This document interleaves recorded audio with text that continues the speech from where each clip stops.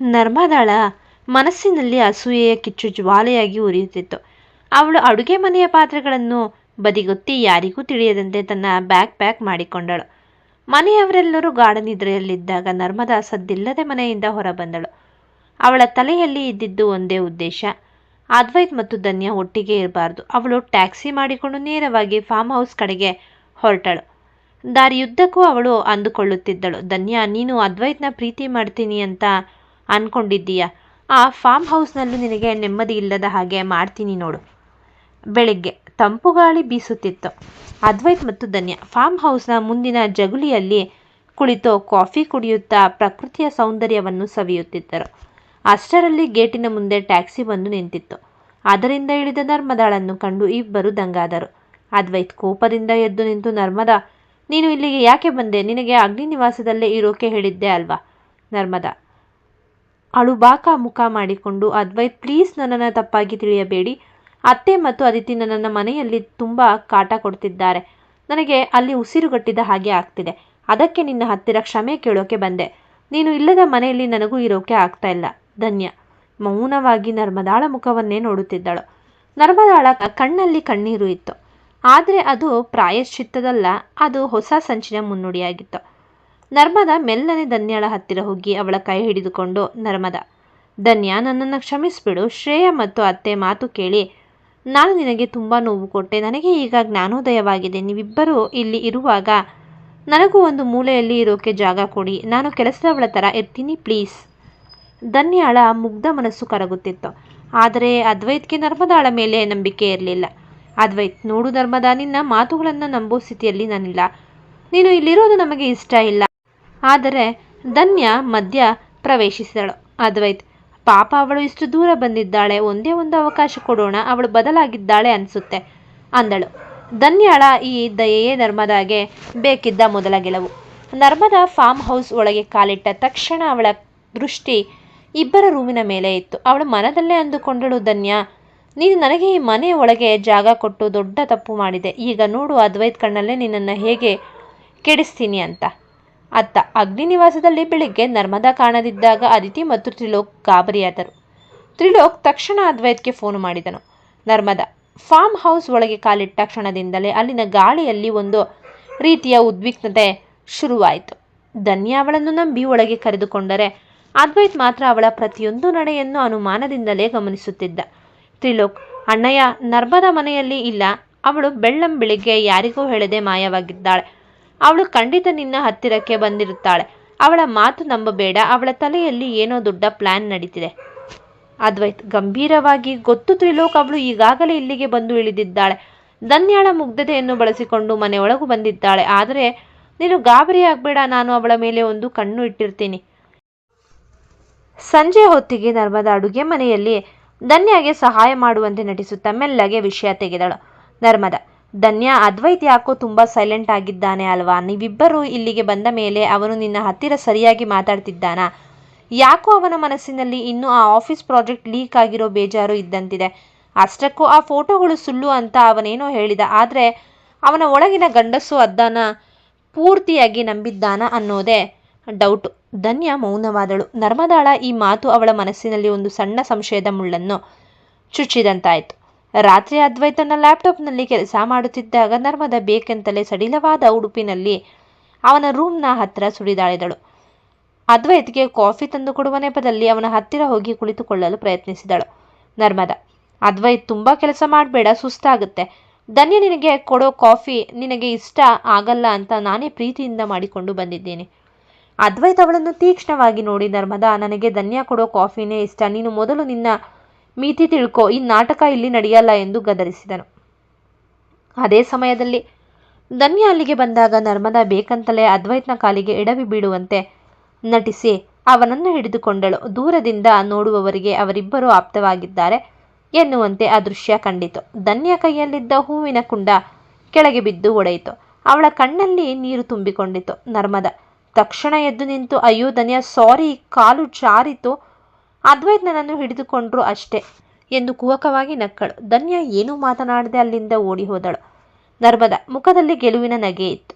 ಅದ್ವೈತ್ಗೆ ನರ್ಮದಾ ಏನು ಮಾಡಲು ಹೊರಟಿದ್ದಾಳೆ ಎಂಬುದು ಈಗ ಪೂರ್ತಿಯಾಗಿ ಅರ್ಥವಾಯಿತು. ಧನ್ಯ ಕಣ್ಣೀರು ಹಾಕುತ್ತಾ ಅಂಗಳಕ್ಕೆ ಓಡಿ ಹೋಗಿದ್ದನ್ನು ಕಂಡು ಅದ್ವೈತ್ಗೆ ನರ್ಮದಾಳ ಕುತಂತ್ರದ ಮೇಲೆ ತೀವ್ರ ಆಕ್ರೋಶ ಉಂಟಾಯಿತು. ಆದರೆ ಅವನು ಈಗ ಆವೇಶ ಪಡುವುದಕ್ಕಿಂತ ವಿವೇಚನೆಯಿಂದ ವರ್ತಿಸುವುದು ಮುಖ್ಯವೆಂದು ಅರಿತನು. ಅದ್ವೈತ್ ಓಡುತ್ತಾ ಹೋಗಿ ಧನ್ಯಾಳ ಕೈ ಹಿಡಿದು ನಿಲ್ಲಿಸಿದನು. ಧನ್ಯ ಬಿಕ್ಕಿ ಬಿಕ್ಕಿ ಅಳುತ್ತಿದ್ದಳು. ಅದ್ವೈತ್, ಧನ್ಯ, ನನ್ನ ಕಣ್ಣು ನೋಡಿ ಮಾತನಾಡು. ನೀನು ನೋಡಿದ್ದು ನರ್ಮದ ಆಡಿದ ನಾಟಕದ ಒಂದು ಭಾಗ ಅಷ್ಟೇ. ಅವಳು ಕಾಲು ಜಾರಿದ್ದಲ್ಲ, ಬೇಕಂತಲೇ ನನ್ನ ಮೇಲೆ ಬಿದ್ದಳು. ನಿನ್ನ ಮನಸ್ಸಿನಲ್ಲಿ ವಿಷ ತುಂಬುವುದೇ ಅವಳ ಉದ್ದೇಶ.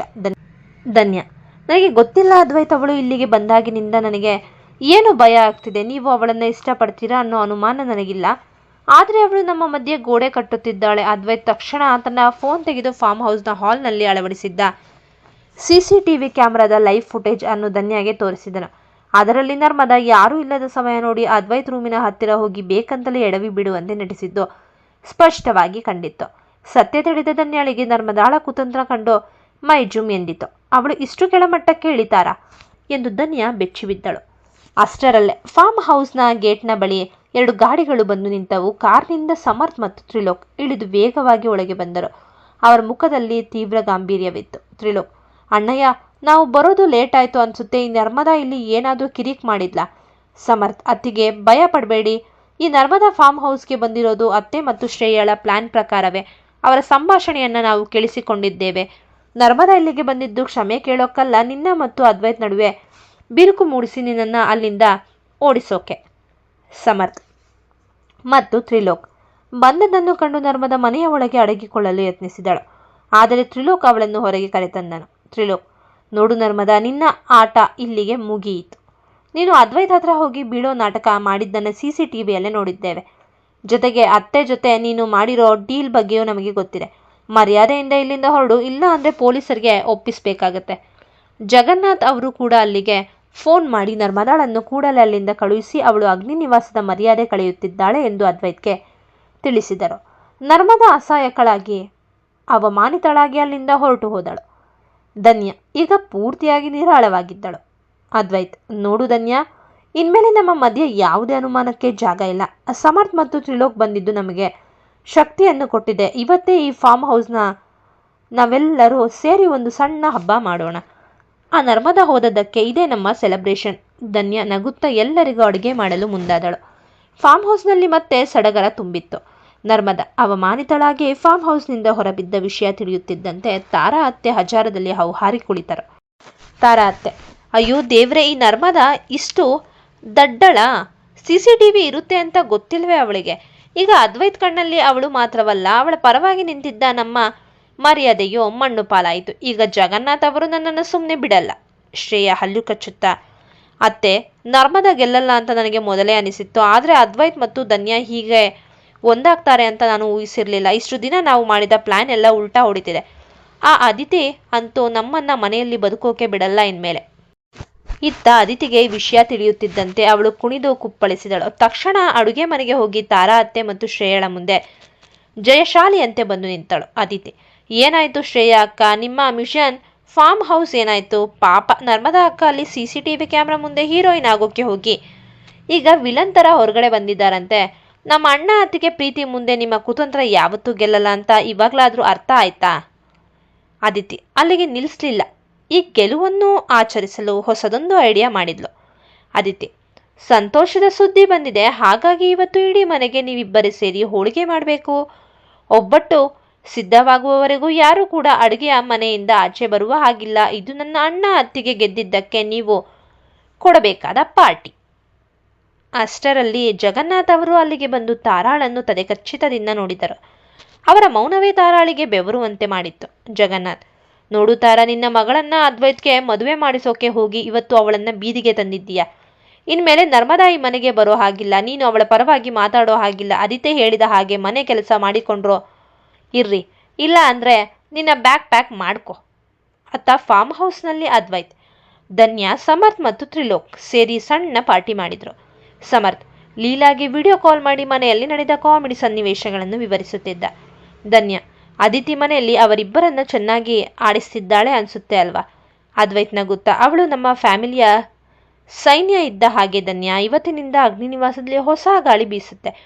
ನಾವು ವಾಪಸ್ ಹೋದಾಗ ಅಲ್ಲಿ ಕೇವಲ ಪ್ರೀತಿ ಮಾತ್ರ ಇರಬೇಕು. ಧನ್ಯ, ಅದ್ವೈತ್ನ ಕಣ್ಣಲ್ಲಿ ಕಂಡ ಆ ನಂಬಿಕೆಯನ್ನು ನೋಡಿ ನಿರಾಳವಾದಳು. ಅಗ್ನಿನಿವಾಸದ ಕಗ್ಗತ್ತಲು ಕಳೆದು ಸುಂದರ ಸೂರ್ಯೋದಯವಾಗುವ ಮುನ್ಸೂಚನೆ ಸಿಕ್ಕಿತ್ತು. ಫಾರ್ಮ್ ಹೌಸ್ನಿಂದ ಹೊರಬಂದ ನರ್ಮದಾಳ ಮನಸ್ಸಿನಲ್ಲಿ ಈಗ ಪಶ್ಚಾತ್ತಾಪದ ಲವಲೇಶವೂ ಇರಲಿಲ್ಲ. ಅವಳ ಕಣ್ಣುಗಳು ಕೆಂಪಾಗಿದ್ದವು, ಕೈಗಳು ಕೋಪದಿಂದ ನಡುಗುತ್ತಿದ್ದವು. ಅವಳು ಅಗ್ನಿನಿವಾಸಕ್ಕೆ ಹೋಗದೆ ದೂರದ ರಸ್ತೆಯೊಂದರಲ್ಲಿ ಕಾರು ನಿಲ್ಲಿಸಿ ಒಂಟಿಯಾಗಿ ನಿಂತಿದ್ಲು.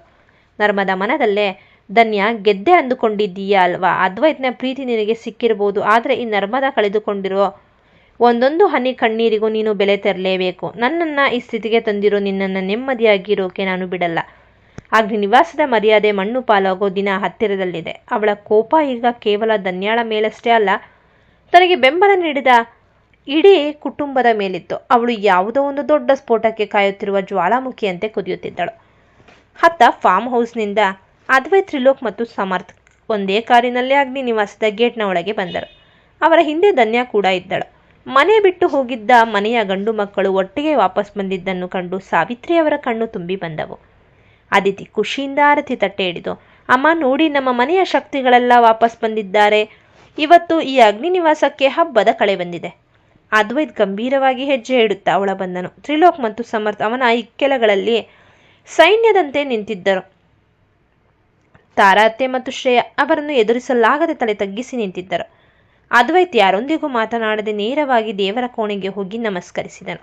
ಮನೆಯಲ್ಲಿ ಮತ್ತೆ ಗಾಂಭೀರ್ಯ ಮತ್ತು ಅಧಿಕಾರದ ಕಳೆ ಮರಳಿತ್ತು.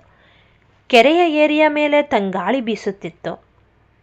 ಅಸ್ತಮಿಸುತ್ತಿದ್ದ ಸೂರ್ಯನ ಕೆಂಬಣ್ಣ ನೀರಿನ ಮೇಲೆ ಪ್ರತಿಫಲಿಸುತ್ತಾ ವಾತಾವರಣವನ್ನೇ ಮಾಂತ್ರಿಕವಾಗಿಸಿತ್ತು. ಸಮರ್ಥ್ ಮತ್ತು ಲೀಲಾ ಮೌನವಾಗಿ ಕುಳಿತಿದ್ದರು. ಅವರ ಮನಸ್ಸಿನ ಭಾವನೆಗಳು ಅಲೆಗಳಂತೆ ಅಪ್ಪಳಿಸುತ್ತಿದ್ದವು. ಸಮರ್ಥ್ ಮೆಲ್ಲನೆ ಲೀಲಾಳ ಮುಖವನ್ನೇ ನೋಡಿದ. ಅವಳ ಕಣ್ಣುಗಳಲ್ಲಿ ಸಣ್ಣ ಆತಂಕವಿದ್ದರೂ ಸಮರ್ಥ್ ಜೊತೆಗಿದ್ದಾನೆಂಬ ನಂಬಿಕೆ ಸ್ಪಷ್ಟವಾಗಿತ್ತು. ಸಮರ್ಥ್, ಲೀಲಾ, ಈ ಕಳೆದ ಕೆಲವು ದಿನಗಳಲ್ಲಿ ಅಗ್ನಿನಿವಾಸದಲ್ಲಿ ನಡೆಯುತ್ತಿದ್ದ ಯುದ್ಧ ನಿನಗೆ ಗೊತ್ತು. ಅಣ್ಣ ಮತ್ತು ಧನ್ಯ ಅತ್ತಿಗೆ ಒಬ್ಬರಿಗೊಬ್ಬರು ದೂರವಾಗಬಾರದು ಅಂತ ನಾನು ಪ್ರಾರ್ಥನೆ ಮಾಡ್ತಿದ್ದೆ. ಆದರೆ ಆ ಗದ್ದಲದ ನಡುವೆ ನನಗೆ ಒಂದು ವಿಷಯ ಅರ್ಥವಾಯಿತು. ಲೀಲಾ ಅವನನ್ನೇ ಪ್ರಶ್ನಾರ್ಥಕವಾಗಿ ನೋಡಿದಳು. ಸಮರ್ಥ್, ಜೀವನದಲ್ಲಿ ಸತ್ಯ ಮತ್ತು ಪ್ರೀತಿ ಇಲ್ಲದಿದ್ದರೆ ನಾವು ಎಷ್ಟೇ ದೊಡ್ಡ ಅರಮನೆಯಲ್ಲಿ ಬದುಕಿದ್ರೂ ಅದಕ್ಕೆ ಬೆಲೆ ಇಲ್ಲ. ಅಣ್ಣ ಧನ್ಯ ಅತ್ತಿಗೆಗಾಗಿ ಎಷ್ಟೆಲ್ಲ ಕಷ್ಟಪಟ್ಟಿದ್ದಾನ ನೋಡಿದ್ದಾಗ ನನಗೂ ಅನಿಸುತ್ತೆ ನನ್ನ ಜೀವನದಲ್ಲೂ ಇಂತಹದ್ದೇ ಒಂದು ಗಟ್ಟಿ ಪ್ರೀತಿ ಇದೆ ಅಂತ. ಪ್ರೀತಿಯ ಪ್ರಸ್ತಾವನೆ. ಸಮರ್ಥ್ ಜೇಬಿನಿಂದ ಒಂದು ಸಣ್ಣ ಚಾಕ್ಲೇಟ್ ಮತ್ತು ಒಂದು ಕೆಂಪು ಗುಲಾಬಿಯನ್ನು ತೆಗೆದು ಲೀಲಾಳ ಕೈಗಿಟ್ಟನು. ಅವಳ ಕೈಗಳನ್ನು ತನ್ನ ಕೈಗಳಲ್ಲಿ ಮೃದುವಾಗಿ ಹಿಡಿದುಕೊಂಡನು. ಸಮರ್ಥ್, ಲೀಲಾ, ಇಷ್ಟು ದಿನ ನಾವು ಕೇವಲ ಪರಿಚಯಸ್ಥರೋ ಥರ ಇದ್ವಿ. ಆದರೆ ಇವತ್ತು ನನಗೆ ಒಂದು ಮಾತು ಹೇಳಬೇಕು ಅನ್ನಿಸ್ತಿದೆ. ನನ್ನ ಬದುಕಿನ ಪ್ರತಿ ಏಳು ಬೀಳುವಿನಲ್ಲೂ ನಿನ್ನ ಈ ಮುಗ್ಧ ನಗು ನನ್ನ ಜೊತೆ ಇರಬೇಕು ಅಂದ್ಕೊಳ್ತೀನಿ. ನಾನು ನಿನ್ನನ್ನು ಎಷ್ಟು ಪ್ರೀತಿಸ್ತೀನಿ ಅಂತ ಹೇಳೋಕೆ ಈ ಕೆರೆಯ ನೀರು ಅಥವಾ ಆಕಾಶ ಸಾಲಲ್ಲ. ನನ್ನ ಉಸಿರಿರೋವರೆಗೂ ನಿನ್ನನ್ನು ಕಣ್ಣಲ್ಲಿ ಕಣ್ಣಿಟ್ಟು ಕಾಪಾಡ್ತೀನಿ. ನೀನು ನನ್ನ ಜೀವನದ ಸಂಗಾತಿಯಾಗಿ ಕೊನೆಯವರೆಗೂ ನನ್ನ ಜೊತೆ ಇರ್ತೀಯಾ? ಲೀಲಾಳಿಗೆ ಒಂದು ಕ್ಷಣ ಉಸಿರು ನಿಂತಂತಾಯಿತು. ಅವಳು ಇದನ್ನು ನಿರ್ಧರಿಸಿರಲಿಲ್ಲ. ಅವಳ ಕಣ್ಣುಗಳಲ್ಲಿ ಆನಂದ ಬಾಷ್ಪ ತುಂಬಿಕೊಂಡಿತು. ಅವಳು ನಾಚಿಕೆಯಿಂದ ತಲೆ ತಗ್ಗಿಸಿ ಸಮರ್ಥನ ಕೈಗಳನ್ನು ಬಿಗಿಯಾಗಿ ಹಿಡಿದುಕೊಂಡಳು. ಲೀಲಾ, ಸಮರ್ಥ್, ಧನ್ಯಾಗೆ ಅದ್ವೈತ್ ಸರ್ ಸಿಕ್ಕಿದ್ದು ಎಷ್ಟು ಅದೃಷ್ಟವೋ ನನಗೆ ನೀವು ಸಿಕ್ಕಿದ್ದು ಕೂಡ ಅಷ್ಟೇ ಪುಣ್ಯ. ಇಷ್ಟು ದಿನ ಮನಸ್ಸಿನಲ್ಲೇ ಇಟ್ಟಿದ್ದ ಮಾತನ್ನು ಇವತ್ತು ಹೇಳಿದ್ರಲ್ಲ, ಅದು ಸಾಕು. ನನಗೂ ನಿಮ್ಮನ್ನು ಬಿಟ್ಟು ಬದುಕೋಕೆ ಸಾಧ್ಯ ಇಲ್ಲ. ಸಾಯುವವರೆಗೂ ನಿಮ್ಮ ನೆರಳಾಗಿ ನಾನು ಇರ್ತೀನಿ. ಆ ಸಂಜೆ ಅವರಿಬ್ಬರ ಪಾಲಿಗೆ ಅಮರವಾದ ಕ್ಷಣವಾಯಿತು. ಅತ್ತ ನರ್ಮದಾ ತನ್ನ ಸೇಡಿನ ಜಾಲ ಹೆಣೆಯುತ್ತಿದ್ದರೆ, ಇತ್ತ ಕೆರೆಯ ದಂಡೆಯ ಮೇಲೆ ಸಮರ್ಥ್ ಮತ್ತು ಲೀಲಾ ಹೊಸ ಪ್ರೇಮದ ಸಾಮ್ರಾಜ್ಯ ಕಟ್ಟುತ್ತಿದ್ದರು.